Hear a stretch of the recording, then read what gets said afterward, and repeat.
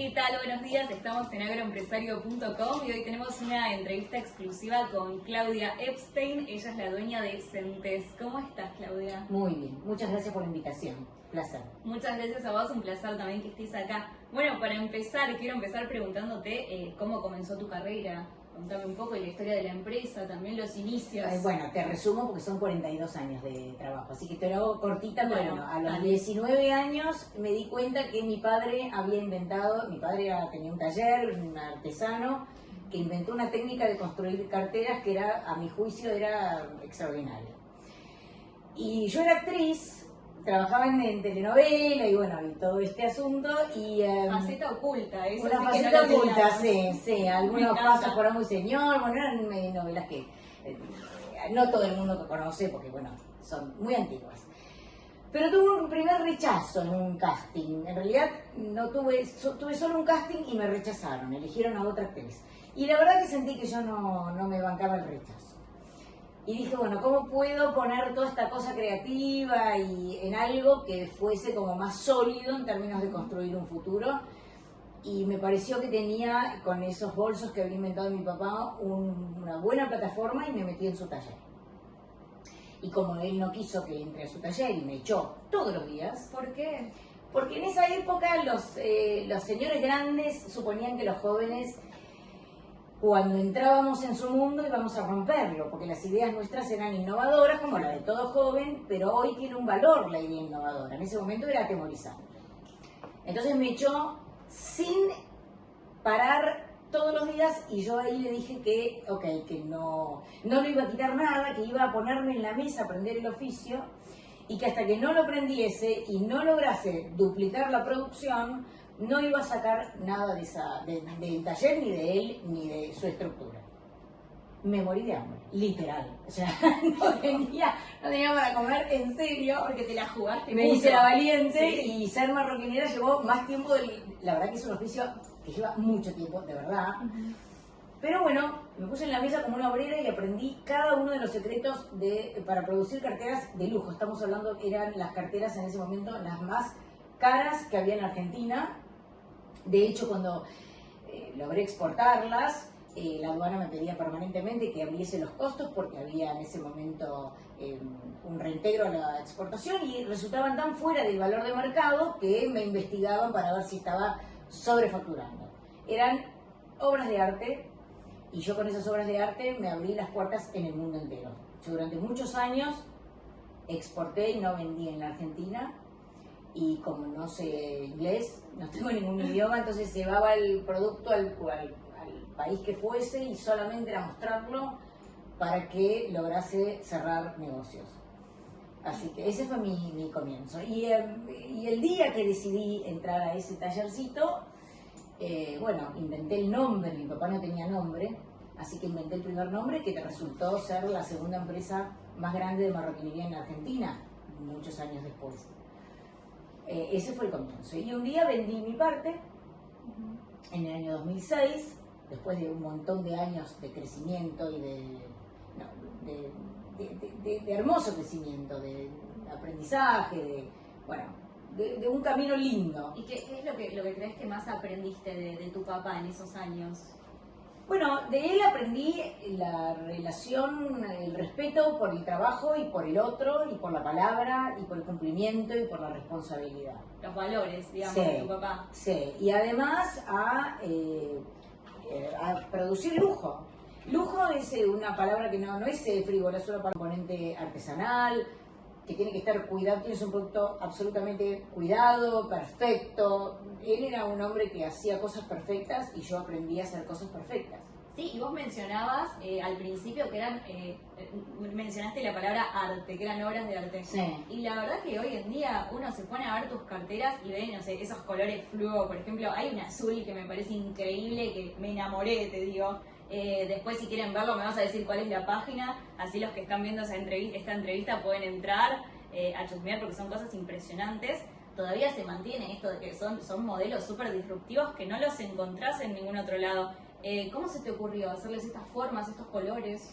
Bueno, es que gran parte del tipo de marroquinería que él hacía y que se hacía en ese momento también, digamos, él le dio una vuelta de rosca, pero en ese momento, en aquel entonces, la marroquinería era como una especie de sumatoria de piezas construidas extraordinariamente bien que tenían que dar un resultado final y encastrar de manera perfecta. Porque el textil tiene la suerte que si hay un centímetro desfasado de otro en el cuerpo, se pierde esa diferencia. Pero la marroquinería, sobre todo de este tipo de productos que tienen una estructura más rígida, todo tiene que calzar milimétricamente. Entonces, lo que yo hice con Centés, que es esta nueva marca que nació en España, por cierto. Bueno, la idea nació en Argentina, pero la empresa nació en España. Empezaste trabajando en España. Yo cuando había vendido la primera empresa, me acuerdo que me preguntaban qué iba a hacer de la vida, y yo dije ir a la peluquería. Porque no había entrado nunca a la peluquería porque trabajaba de lunes a lunes, trabajaba mucho, no hay tiempo. Y ya estaba necesitaba tomarme como un tiempo sabático. Claro. Pero bueno, al poco tiempo se me empezó a ocurrir una idea, la soñé creo, a la noche, de poner algo fluorescente arriba del cuero. Y le pedí una curtiembre que me acompañe, porque tenía más que ver con curtido que con marroquinería eso. El material de las carteras es cuero. El material es cuero y tiene una técnica de curtirlo con pigmentos fluorescentes. No sé por qué se me ocurrió, nunca lo voy a saber, y tampoco sé por qué la curtiembre decidió acompañarme en esta locura, seguramente porque sabía que las ideas que yo tenía generalmente, si salían, daban éxito. Me conocen todos acá. Sí. Y empezamos a desarrollar este material y lo vieron en Europa. Lo vieron en Europa y me dijeron que tenía que ir para allá. Obvio. Y me fui armando o testeando con una serie de reuniones con personajes importantes dentro de la moda de lujo en Europa, y estoy hablando de los que manejan empresas de marcas de primera línea, para que me validen si esto tenía sentido y si realmente valía la pena. Llevé el flujo, llevé bolsos que cuyo cuero estaba impreso, cuero impreso mórbido, que también era un desafío porque no existe en el mundo. O sea, Prada imprime hace muchos años el cuero, pero cuero rígido. Yo lo había hecho sobre cuero mórbido. Y con estos desarrollos me fui a España. Y fue tal cual. Fue un suceso, de verdad fue un suceso, y dije, bueno, me quedo acá. Me quedo acá. En Argentina quedó mi oficina de creación, de desarrollo de este tipo de ideas, pero en España me fui a montar la industria. ¿Y cuál es el tipo de venta que tenés? ¿Hay locales? ¿Es e-commerce? Cuando al tiempo de llegar a España, sí, puse un local hermoso en el barrio de Chueca, en Madrid, que además tiene toda una historia maravillosa, el edificio de ese local, que yo me morí cuando conocí esta historia, porque había sido un castillo que pertenecía a un conde y que había heredado sus 4 hijos, que eran uno más atorrante que el otro, y entonces él subdividió y les regaló como una especie de edificio a cada uno de ellos, que después por supuesto fundieron los 4. Pero en esos 4 edificios, que son iguales, son edificios altamente protegidos porque son históricos, sí, vivieron personajes fascinantes del mundo de la intelectualidad de España y del teatro. O sea, había una historia muy rica, y yo tomé ese local, y que estaba lleno de distintos alquileres, de pladur, lo llaman ellos, que es el Durlock, con el que fueron decorando, y yo lo que le dije al arquitecto es sacar todo revestimiento del techo, del piso y de las paredes, y dejarme lo original.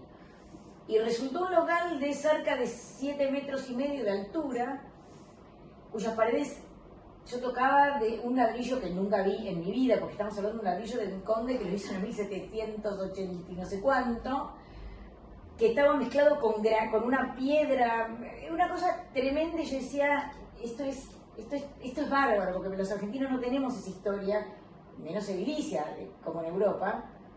Y ahí puse las carteras fluo en ese contexto histórico, que era como el futuro.